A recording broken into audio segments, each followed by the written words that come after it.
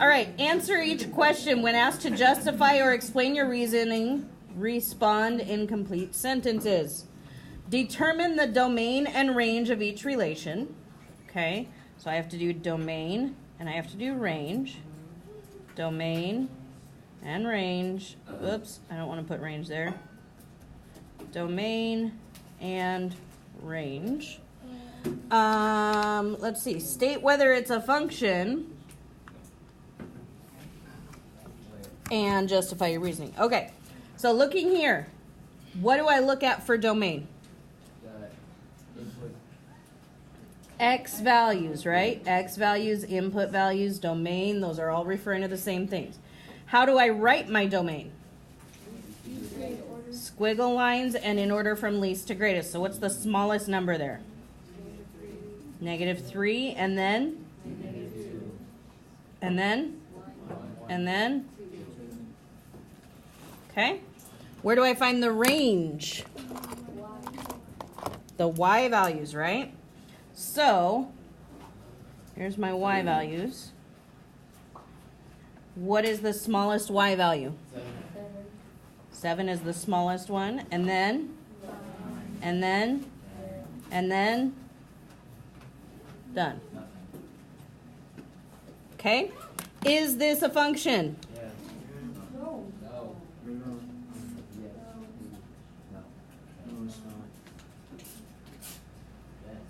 It is not a function. Why is it not a function?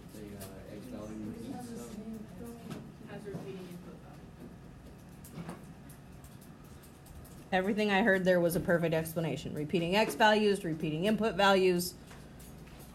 I didn't hear anything that was inappropriate there for your sentence. That's not really a sentence, a statement. Whatever. All right, letter B. What's my domain? My X values, right? So what's the smallest one?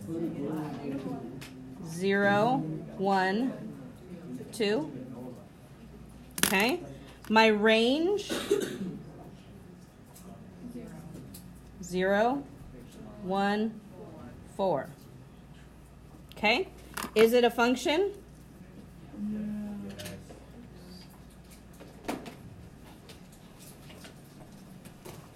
And what would your reason be? None of the X values repeat.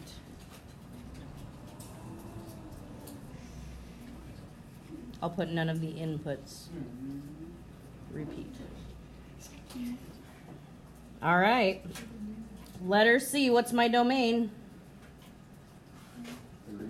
-3, 5, 9. What's my range?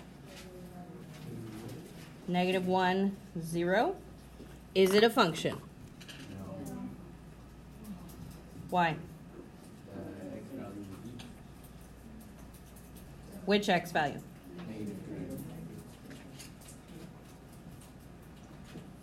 Okay. We good there? All right.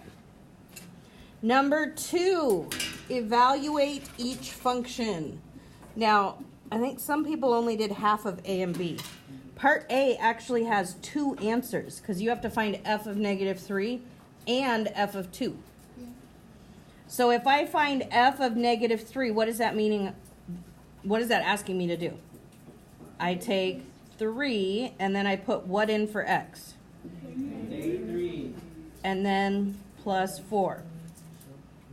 What is 3 times -3? Plus 4? -5. That's my first answer. If I need to find f of 2, I do the same thing, but instead of putting in -3, I'm putting in what? +2. What is 3 times 2? Plus 4 is 10. So? All right, next one. F of 1. So let's see, that would be -1 plus 3. You will notice that even if there's no parentheses in the equation, I always substitute in parentheses. Helps me keep negative signs straight. Okay? What is negative 1 plus 3? 2. So that's my answer for the first one. The next one, f of negative 2. I had a few people come and ask me. Kind of wish I had more people come and ask me. But if there's a negative sign in the equation and you're plugging in a negative sign, you have to put both of them, because what's going to happen? They're going to become positive, right? So I really have positive 2 plus 3, which is 5. Any questions about those two? So again, the negative outside is from right here. The negative inside is from the negative 2 there. That's why I always use parentheses. That helps me. So? All right, part C on number 2. Now this looks a little bit different than what you may be familiar with, but you do know how to do it. It also might just say x and f of x. Well, f of x is an output. It's another way of saying y. So this one, they're giving me the input values, and they're giving me the equation. So I need to take negative 2 and plug it in here for x. So if I have negative 2 times negative 2 plus 3, right? A negative 2 from here. And then x is also negative 2. What do I get there? Negative 2 times negative 2 is positive 4. Plus 3 is what? 7. What if I plug in negative 1? That would be negative 2 parentheses what? Negative 1 plus 3. What is negative 2 times negative 1? 2. Plus 3 is 5. What about 0? Negative 2 parentheses 0 plus 3. What is negative 2 times 0? Plus 3 is... Next one, plugging in 1. Do you see how the equation is exactly the same every time? The only thing that's different is what number is in the parentheses.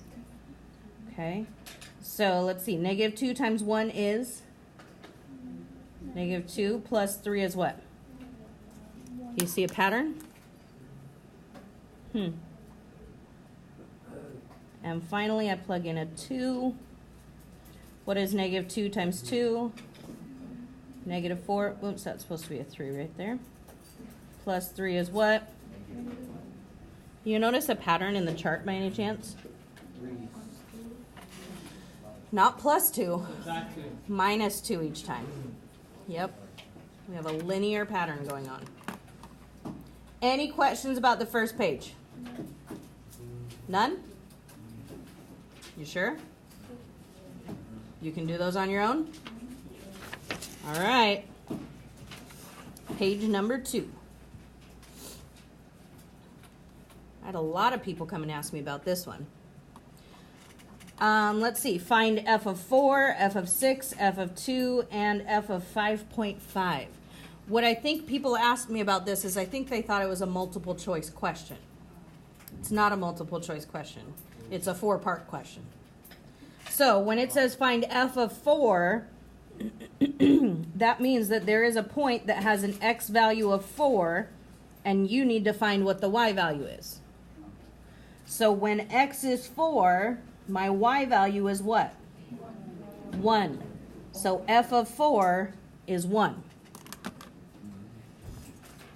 F of 6 is telling me that I have a point on the graph 6 comma something. I have to find that something. So I find where x is 6, the point is all the way up here. And what's the y value? Easy, right? The next one, there's a point 2 comma something. So when x is 2, what's my y value? Negative 1.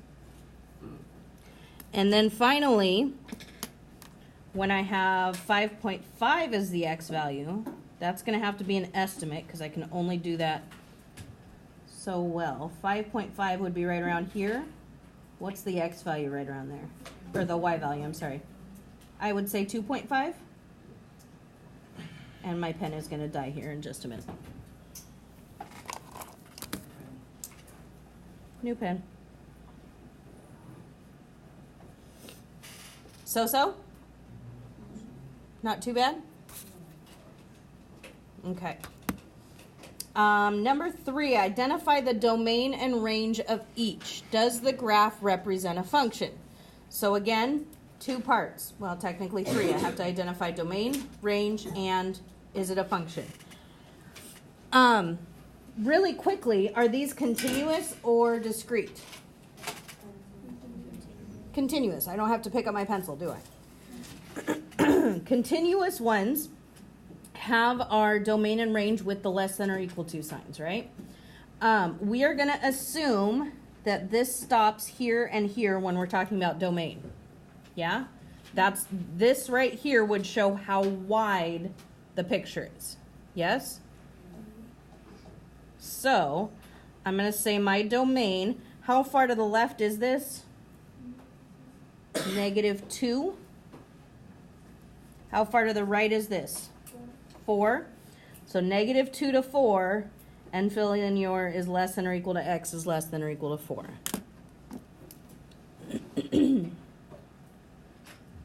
My range, I look for the lowest point. Where's the lowest point? Right here. And the highest point is right there. So in other words, if I connected these, I would be making like a picture frame that just fits the graph, right? So what's the lowest point here? 1. This is my range. 1, and then what's the highest point? 4. Fill in your less than or equal to, but don't put an x this time, put a y. Is this a function? Yes.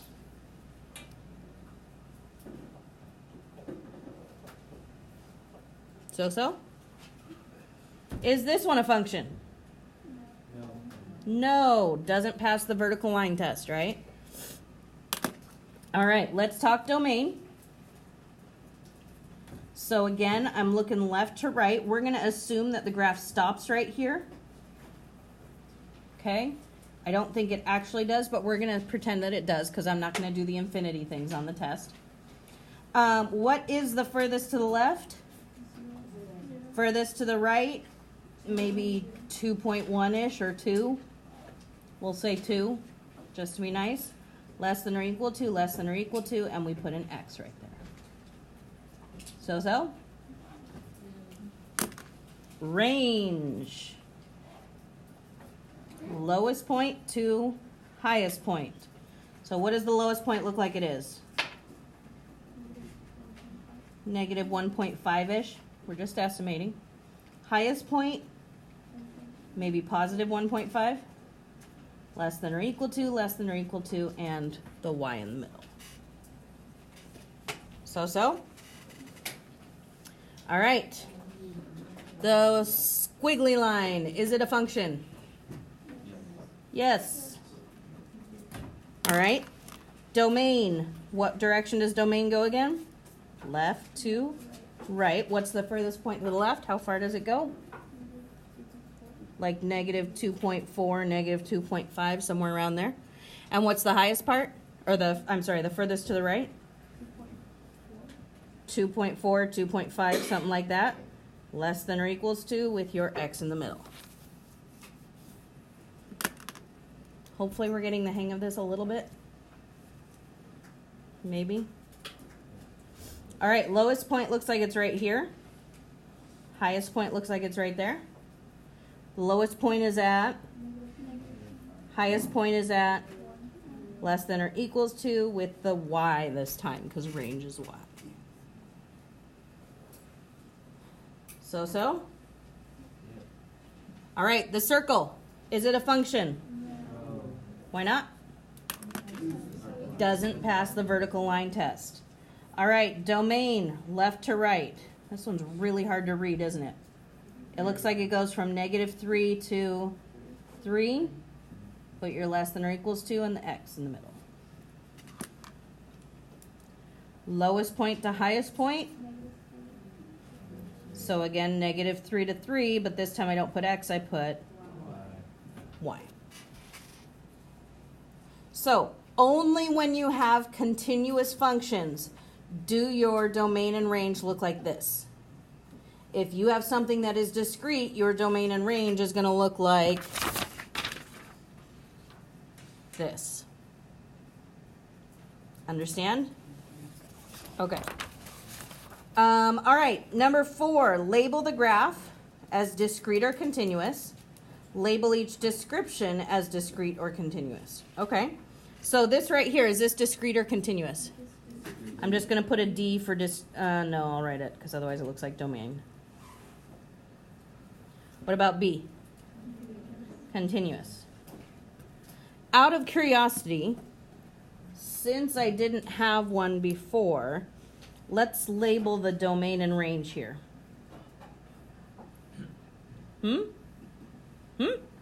So, domain again is what values? Your x values. What's the x value of this point?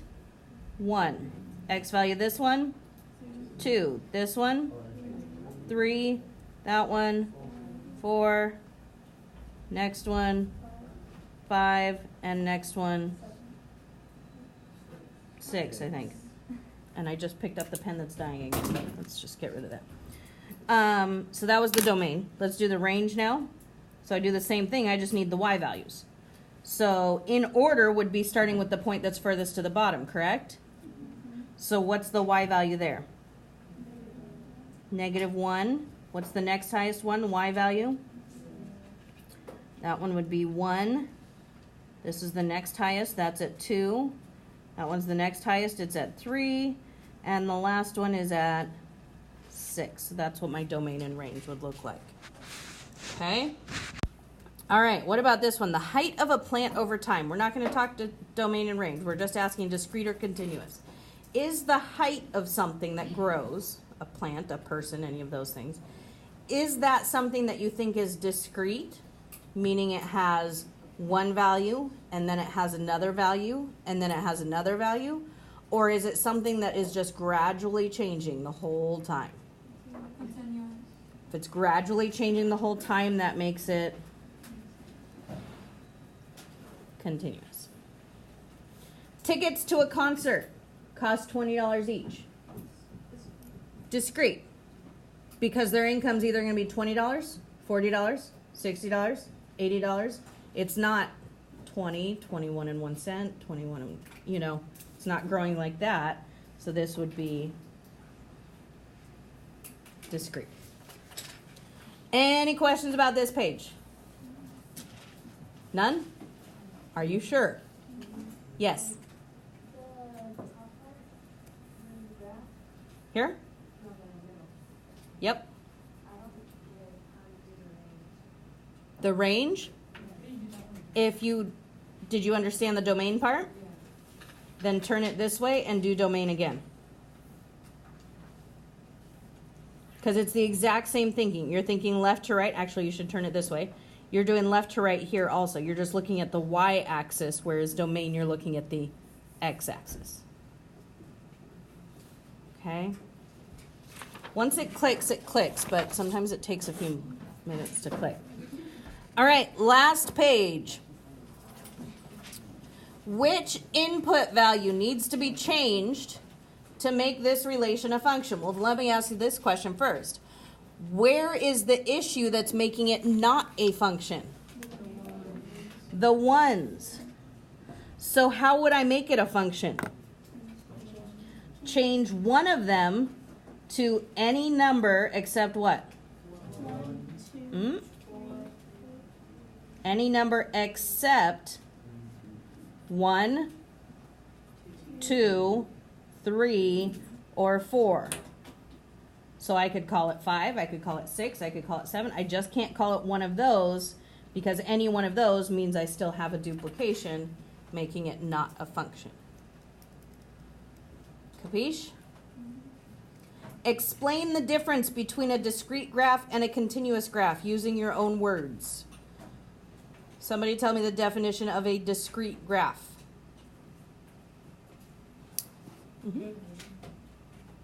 That's not the definition of a discrete graph. Yes? Point values are scattered, exact numbers, and there's no decimal space. Yep. There could technically be decimals, but they're points that are scattered would be the main part of that. What about continuous? I've given you guys my definitions in my own words. Yeah. A line should just, like, you can keep drawing it with your pencil, you don't stop. So a line or a graph that you can draw without having to pick up your pencil. Whereas a discrete one, you have to pick up your pencil. Okay? All right. In Ms. Berry's class, if you get a question right on the quiz, you get 2 points. Each quiz is 15 questions. Graph the possible number of points you can earn on the quiz. Before I graph that, let's talk about the domain. What is the domain? Is this, well, actually, let me step back. Let's do answer D first. Is this discrete or continuous?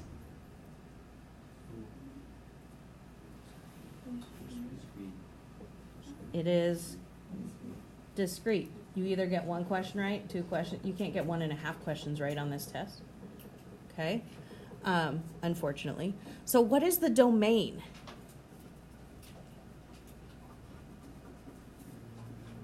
What do you think the input is? The number of questions you get right or the points you get on the test? The number of questions. The output is the points that you get on the test. So you could either get 0 questions right, 1 question right, 2, 3, 4, 5, 6, 7, 8, 9. Get the idea? All the way up to where? Where? 15, because there's 15 questions. What would my range be? Well, if I got 0 questions right, what's my score? 0. If I got 1 question right, 2 questions, 3 questions. Get it? 10, 12, 14, 16, 18, 20. How high am I going?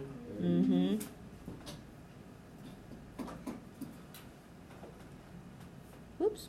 Squiggle. So in other words, if I had to graph this, I'm just going to do a very vague graph, but my points would be 0, 0, 1, 2, 2, 4, right? 3 questions, 6 points, 4 questions, 8 points, and it would just continue on this pattern going up, but we know it is discrete. Okay? Questions on that one? Do you need a more detailed graph or do you understand? Okay. All right, read the labels on the graph and relate one to the other. Let's see, match the situation with the correct graph. Write your own situation for the graph that is not used as an answer. Okay. Marielle filled the bathtub. She took a bath. Then she let water out of the tub. Okay. So it looks like all of these are kind of going up except for this guy. If she's filling the bathtub, it's starting off with 0 water, right? So it's going to have to start at the origin. So I can eliminate A. If she's filling the bathtub, do you think that it is a constant rate that it's being filled up at? Or is it going like this, this, and then she fills it, and then all of a sudden she pulls the drain and it stops? It's B. I would guess that it is B. Because she's filling the tub, this is when she's sitting in the bathtub, and that's when she drains it. Yeah? So we're going to say B. All right, Riley drove to his grandmother's house. He stopped for gas 3 times. Which one seems like stopping 3 times? D. I see a stop here, here, and here. So we're going to say D. We do capitals since they're doing capitals. All right, the temperature dropped overnight by 2 degrees to 3 degrees each hour. Why do you say A and not C? C is going up. C is going up. Yep. A is starting at a higher temperature and getting down to a lower temperature. All right, so we got to talk about C then. We have a situation. Now, what is interesting about this one? Well, first off, it's starting at 0. But what's interesting to me is that part right there. It's going straight down, which means that something is stopping or going back to normal immediately. Do you have a situation you could use for it? Yeah, when you turn on the lights and you leave it on so the power is going up and then you just turn off the lights. Okay. I totally see where you're coming from. However, I think that the way power works is it's either on or off. I don't think there's amounts to it. Anybody have any other ideas? Yeah. I put that Ethel was climbing a mountain and she fell off and died. Oh, that's really terrible. I know, That but I got really mean, dark. It doesn't. That got. So in other words, her height as she's climbing the mountain is getting higher and higher and higher, and then she died. died. Okay. Does that work? Yeah, that could work. Ooh, I told you guys. Just cruel-minded world. Yes. That's the thing. Like a build. A what? A build. A build? Build. Bill. Yeah, like money. Like, let's Like say, the value of money? Yeah, let's say like you have an electricity bill, Oh, okay. and it just keeps on building up, and eventually you pay the top, and all of it just goes. Okay, so your bill keeps adding up and adding up and adding up and adding up, and then when you pay it, it's back to 0. Here's something I thought of. I thought of, like when I go to Party City and I order balloons for a birthday party. You know, they have that big tank thing and they're filling up a balloon. So I was thinking, okay, they fill up the balloon and then what happens there? It popped. They filled it too full. So the air is getting more and more and more and more, and then there's no air in the balloon because it popped. I inhale the helium. Yes. Roller coaster. Could be, however, I think that you would want to be more specific in the type of roller coaster. Because the one that just drops, yes. Because you're going up, up, up, up, up, and then they release you. It wouldn't be one of those ones that you're going like this, because the graph would look more like that. But one of those ones where they just raise you up and then all of a sudden, boom, let you go. Yeah, that could definitely be it. Okay? Kind of sort of get the idea? Any questions? All right. Happy studying.